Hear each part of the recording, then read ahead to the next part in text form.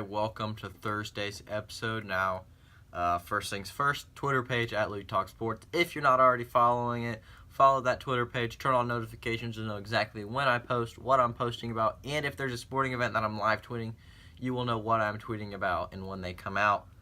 Like I said, follow the Twitter page. A lot of useful things on there. One thing that was on there was a poll for today's video, and it had 4 options, and it said, what do you want to see on Thursday? NFL, NBA, college basketball, or a little bit of all three. The final vote was a little bit of all three. So first things first, we're going to talk about the NFL, and then we're going to head to the NBA, and then we're going to talk about college basketball. So the things that are going on in the NFL is only one thing right now, and it's the divisional games for the playoffs. And I already told you my picks, but this is my reasoning behind my picks, so I didn't go that far in depth for my picks on Tuesday's episode. So the first game that will be played is the Falcons. They play the Eagles. I'll take the Falcons over the Eagles by 3 or more if it gets worse, but 3 is what I'm taking. I feel like the game could be close. Potentially the Eagles could win. However, I believe Matt Ryan, having some experience and his two running backs in the backfield, will win the game for him and the Falcons and advance them to the NFC Championship. Over on the AFC side, the second game of that day that you will see is the Patriots playing the Titans. Give me the Patriots by 14 or more. Could be worse, but I think 14 is a good number. The only hope the Titans really have is if they can get some turnovers and capitalize on those turnovers, and they cannot have empty possessions. If they have too many empty possessions, they're not scoring the ball, and that's how you're not going to beat the Patriots, because the Patriots are going to score a lot. Turnovers key for the Titans. The next game, the next day, is Jacksonville plays Pittsburgh. Now, this is a very, very unpopular opinion, an unpopular prediction. But to be fully honest with you guys, I truly believe the Jaguars will beat the Steelers. I don't think it'll be a blowout like 30-9 like Week 5. I think it'll be close. 3 points, maybe a little bit more. Fournette is the key to this game for Jacksonville. Only reason they win this game is if Fournette has a good day. If the Steelers stop the run, it's over. Pittsburgh wins. This is why I kept it close at 3, so it gives a little bit of leeway. But if Pittsburgh can find a way to stop the run. Now, they are allowing 4.5 yards per carry, and Fournette is capitalizing on that by averaging 4.5 yards per carry. So if he can get 4.5 yards, break off a few 15, 20-yard runs, get a few touchdowns here and there, and Bortles is semi-on. He's just got to complete about 55 to 60% of his passes and throw a touchdown or two. Fournette has a good day. Steelers lose. Jacksonville advances to the AFC Championship game. It'll be close. Maybe a lasting field goal by Jake Lambeau. Who knows? 3 points. Jacksonville wins.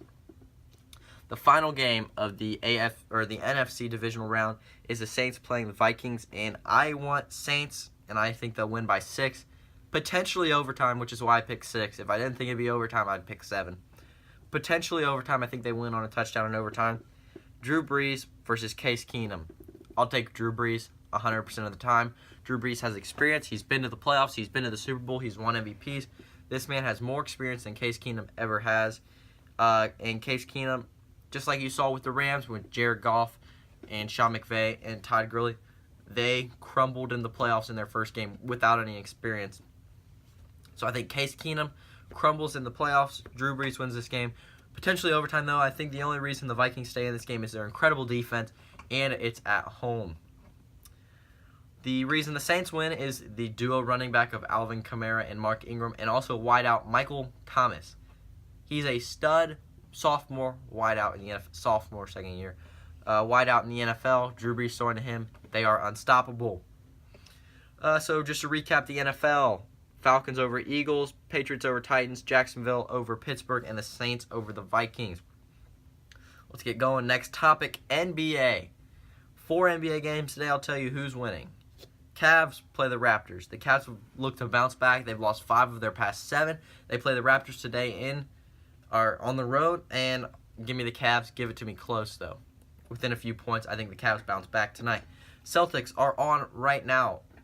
It may be over, though, because I'm recording this video at 3. The game starts at 3. So by the time this video gets out, the game will probably be over. But here's what I'm saying. Celtics have a 6-game win streak right now. They take it to Philly. Game's in London, but Philly's the home team. That just means what jerseys they're wearing. Play at 3. They're playing right now.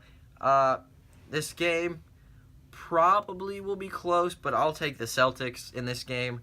The only reason the Celtics may lose or not win by as much is the jet lag, but give me the Celtics, get a 7-game win streak for the Celtics, beating the Sixers today.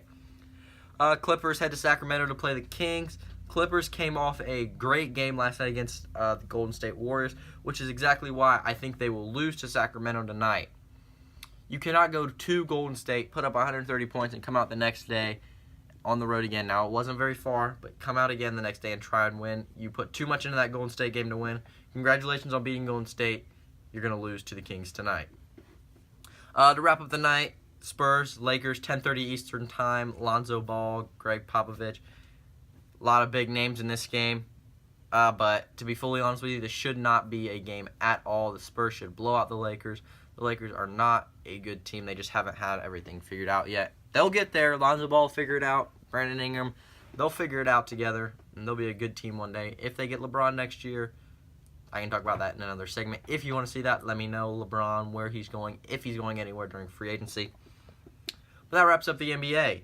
Next topic, NCAA men's basketball.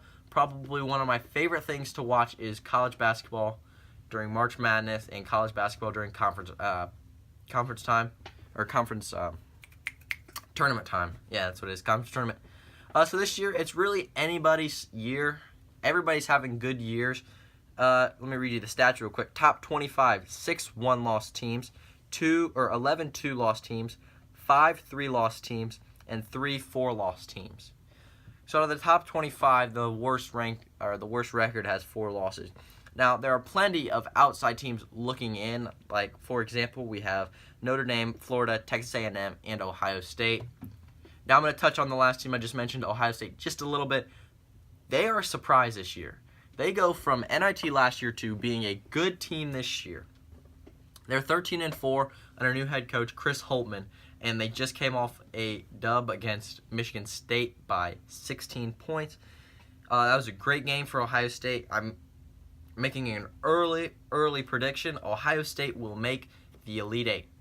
Mark my words, Ohio State's going to the Elite Eight. If they get past the Elite Eight, obviously they'll be in the Final Four. Don't know if I see them getting there, but they will be in the Elite Eight. Mark my words today. Ohio State, I like who they have on their team. They have a lot of good people like Keita Bates-Diop and Jayshawn Tate. They work together well with Chris Holtmann as coach. They are an unstoppable force in the Big Ten. They're 4-0 right now. They play Maryland tonight. Expect them to win that Maryland game, go to 5-0 in the Big Ten. And they are looking to threaten the Big Ten teams as Michigan State, Purdue, and all the other teams atop the Big Ten.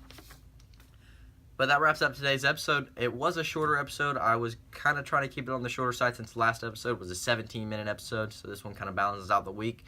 I try and get out about 25 minutes of content each week, so 13 and 12, 12 and 12, roughly around there. So 17, and this one's about 8, so we're looking at about 25, 26 minutes of content. To wrap this one up, like I said at the beginning, follow the Twitter page at Luke Talk Sports. Get up-to-date info on my picks, if I tweet out picks, live tweeting games, when videos go out, what video topics will be. You can tweet at me what you want to see, criticize me, give me feedback on what you see in my videos, and if I need to correct anything, just let me know. Last thing I ask of you guys, when this video goes out on YouTube, share it with people via YouTube, or when I tweet it out, retweet that tweet. I'm trying to get this video and my channel to grow and, hopefully turn this into something bigger and better down the road. But that wraps up today's episode. I will see you Tuesday.